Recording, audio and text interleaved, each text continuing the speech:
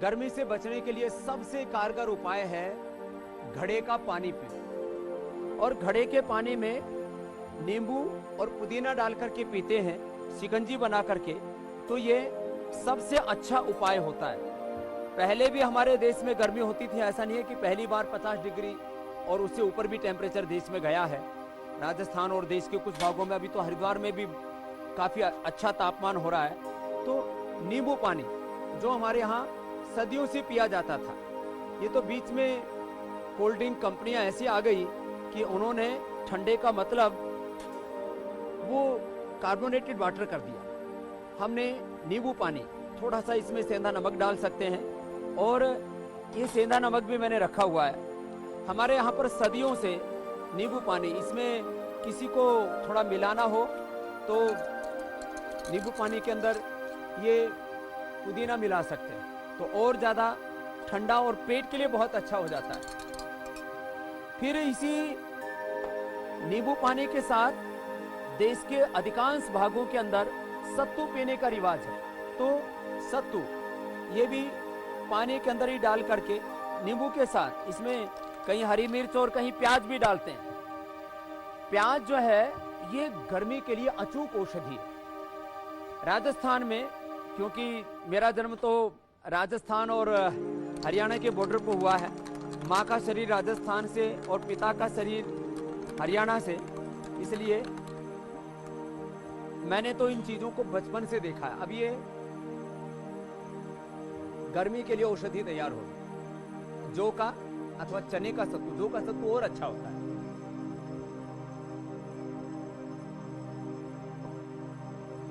और इससे भी एक और बड़ी चीज आपको बता रहा हूं।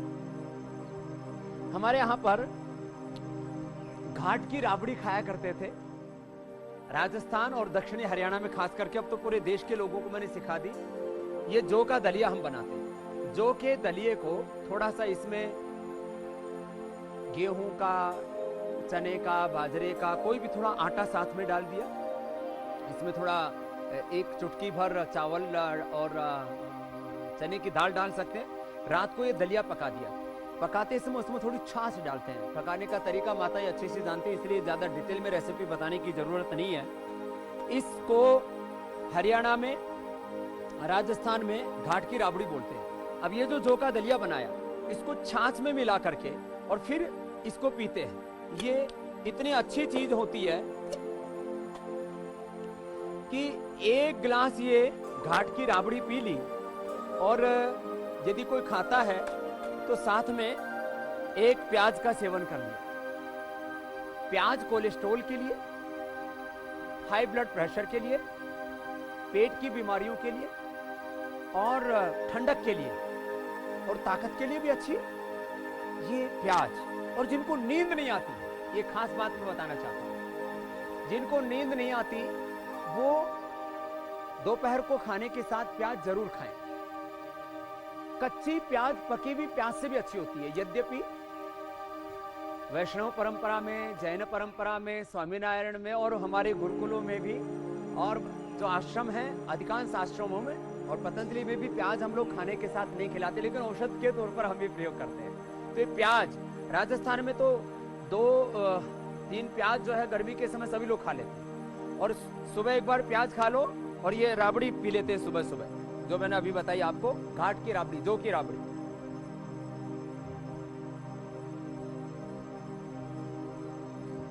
मैंने बचपन में पी थी। 18 साल तक मैंने बीच में अनाज बंद कर दिया, तो बीच में नहीं पीता था। अभी मैं अधिकांश समय खाना खाता ही नहीं। सुबह ये लौकी का जूस, लौकी को हमने पूरे देश में प्रसिद्ध किया। अब लौकी का, कुछ लोग सोचते हैं कि लौकी का जूस तो स्वादिष्ट नहीं लगेगा। लौकी के जूस में जब ये पुदीना डालते हैं और इसके अंदर थोड़ा सा धनिया डाल देते हैं, धनिया और पुदीना, साथ में थोड़ा सा सेंधा नमक या काला नमक डाल सकते हैं, लेकिन यदि ब्लड प्रेशर है तो नमक डालने की जरूरत नहीं। मैं ये सुबह सुबह गिलोय का काढ़ा पीता हूं ठंडा करके, और यह जो लौकी का जूस है, ये लौकी का जूस अब आप देखिए, इसका कलर भी देखिए, ये लौकी का जूस है और इसका एक गिलास मैं सुबह पी लेता हूं ये। और ना मैं एसी का प्रयोग करता हूं, यहाँ जहां तक पंखा भी है तो पंखा भी मैं 1-2 की स्पीड पर चलाता हूं। ज्यादा तेज पंखा चलाने से भी शरीर टूटता है और एसी का प्रयोग करने से तो शरीर बेकार हो जाता है।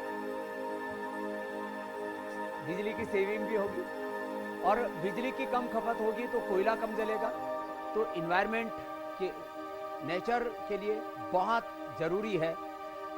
जैसे जैसे हम देखते हैं कि ग्लोबल वार्मिंग बढ़ रहा है तो हमें एसी और तमाम तरह के जो भी कृत्रिम साधन हैं गर्मी से बचने के, वो ठीक नहीं है। और ये लौकी का जूस तो इतना अच्छा है,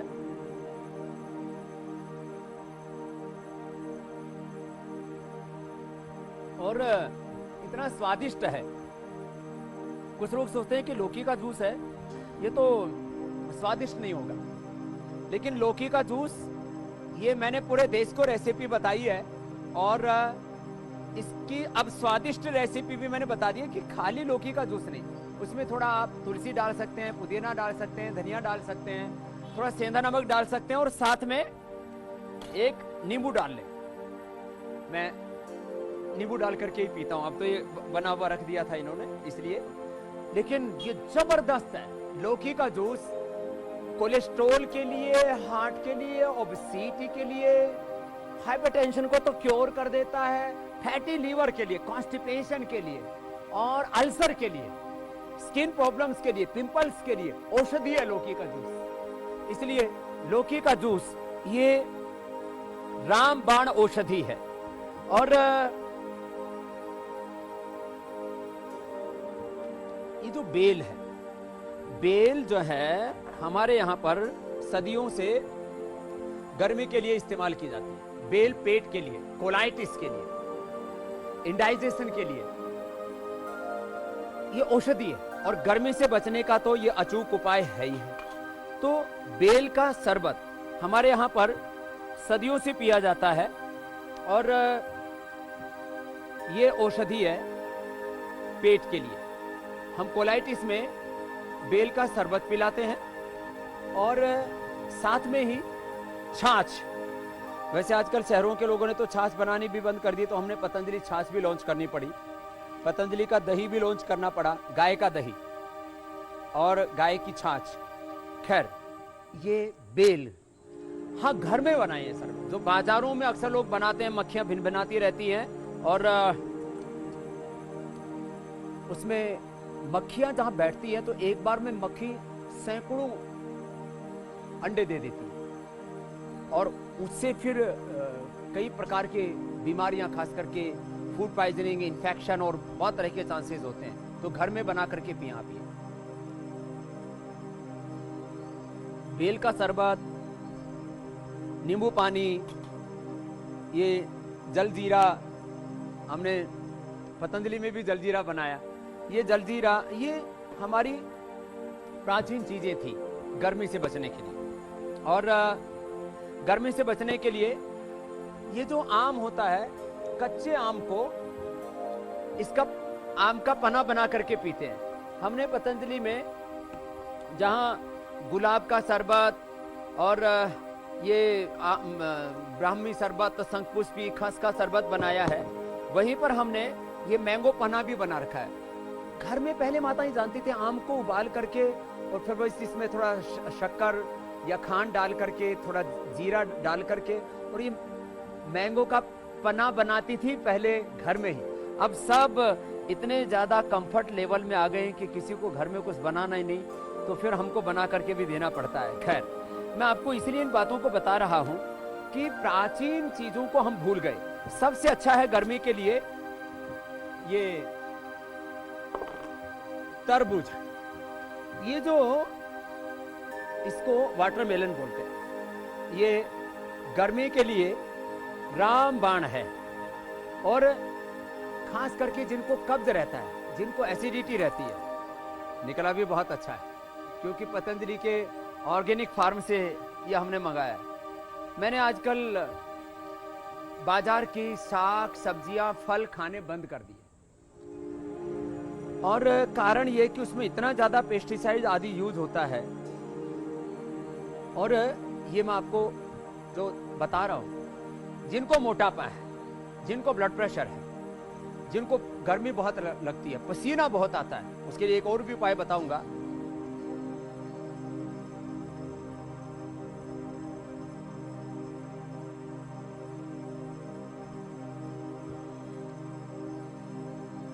मैक्सिमम लोगों को तरबूजे का जूस अनुकूल नहीं पड़ता, अनार का जूस अनुकूल नहीं पड़ता। अनार का जूस पीने से बहुतों को एसिडिटी हो जाती है, और अनार पेट के लिए और खास करके इंडाइजेशन के लिए, कोलाइटिस के लिए, किसी भी प्रकार का बार बार जिनको पेट में इन्फेक्शन होता है उनके लिए औषधि है। लेकिन अनार का जूस पीने से मुझे भी एसिडिटी हो जाती है, इसलिए मैं कभी अनार का जूस पीता ही नहीं, एक घूंट भी नहीं पीता हूं। मैं ये तरबूज, वाटरमेलन को भी कभी जूस में नहीं पीता, क्योंकि जूस पीने के बाद जिम ही चलाता है। लेकिन इसको ऐसे खाओ। यदि किसी को थोड़ा जो है गैस बनती है तो थोड़ा सेंधा नमक के साथ खा लो। नमक भी ज्यादा नहीं खाना चाहिए, दिन भर में 2 ग्राम से ज्यादा नमक शरीर में नहीं जाना चाहिए। इसलिए नेचुरोपैथी में व्हाइट शुगर, चीनी, व्हाइट सॉल्ट और व्हाइट आटा, जिसको हम मैदा कहते हैं, इसको हम जहर मानते हैं। मोटापा के रोगियों के लिए रामबाण है। अभी हरिद्वार में मोटापा के लिए, बीपी के लिए, शुगर के लिए, थायराइड के लिए, इन बीमारियों से मुक्त मेरा अभी कैंपेन है। मैंने अभी तय किया है, आज 4 जून हमारे आंदोलन का दिन है। आज ही के दिन रामलीला मैदान में पाप किया था एक सरकार ने, उसके बाद वो साफ ही हो गई। जिन लोगों ने सोच रखा था कि इस देश के ऊपर राज करना, ये तो हमारा जन्मसिद्ध अधिकार है, देश हमारी बपोती है, जागीर है, उनको हमने उखाड़ा। जातिवाद, वंशवाद और मजहबी उन्माद की जड़ें हमने उखाड़ी। 4 जून के दिन, आज के ही दिन आंदोलन हुआ था, 2013 की बात है। और उसके पहले पूरे देश में आंदोलन चला, फिर एक नई सरकार बनी। अब मैंने संकल्प लिया है, वैसे तो मैं पिछले 30 वर्षों से योग का आंदोलन चला रहा हूं, लेकिन अब एक दिन भी स्वामी रामदेव विश्राम नहीं करेगा। या तो मेरे शिविर होंगे हरिद्वार में, रेसिडेंशियल, फिर पूरे हिंदुस्तान में, पूरे भारत के प्रत्येक जिले में जा रहा हूं, उत्तर, दक्षिण, पूर्व, पश्चिम। और एक दिन भी बिना विश्राम के 365 दिन इस योग की अलख जगाने वाला हूं।